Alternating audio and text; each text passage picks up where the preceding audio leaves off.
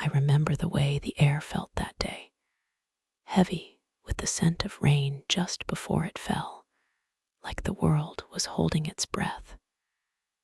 The office was quiet, the kind of silence that hums beneath the surface, waiting to be broken.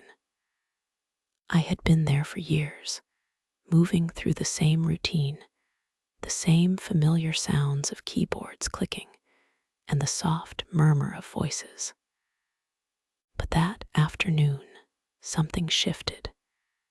It wasn't loud, not at first. It was more like a whisper, a flicker of something unseen, something just beyond the edge of my awareness. He was there, as always, but that day he seemed different. His voice carried a weight to it, a softness I hadn't noticed before, like the way sunlight filters through a window at dawn.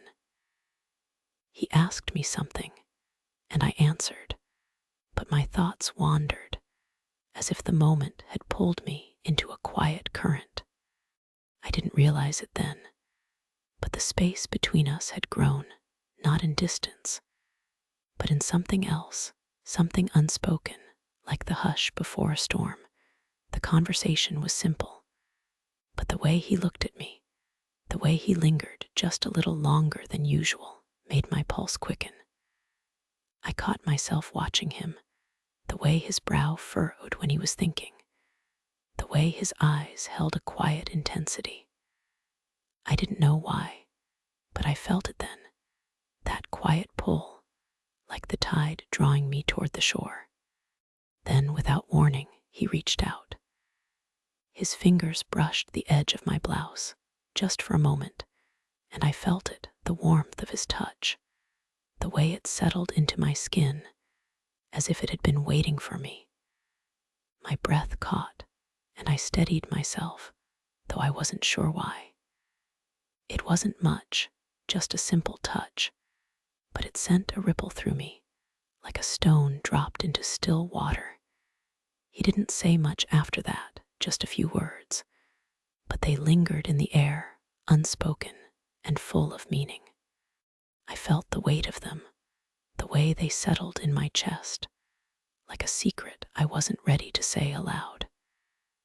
And I thought of the days before, the way I had moved through the world with quiet certainty, never expecting anything more. But that day, something shifted.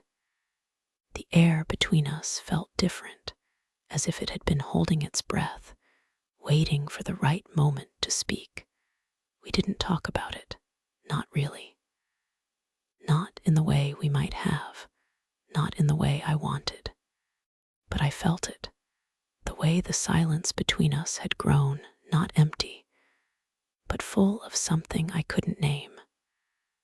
I thought of the way he looked at me, the way he held himself, as if he, too, was trying to understand what had happened.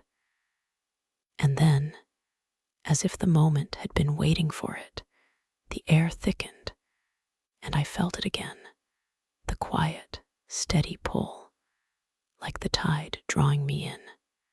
I didn't know how to say it, but I knew it was there, and I let it settle in my heart, like a quiet promise I wasn't ready to speak aloud.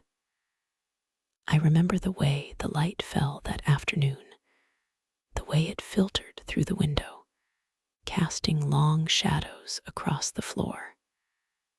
I remember the sound of his voice, low and steady, and the way it settled in my chest, like a song I had heard before, but never quite remembered. I remember the way I looked at him, and the way he looked back, and the way the world seemed to pause, just for a moment, as if it, too, was waiting for something to be said.